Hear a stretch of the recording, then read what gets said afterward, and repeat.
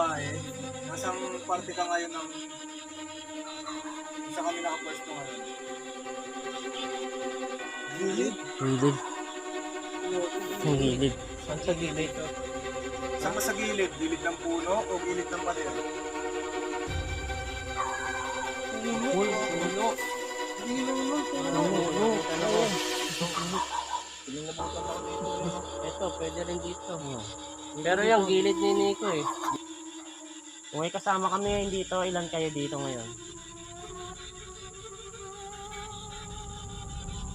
Tumunog. Uy, tumunog.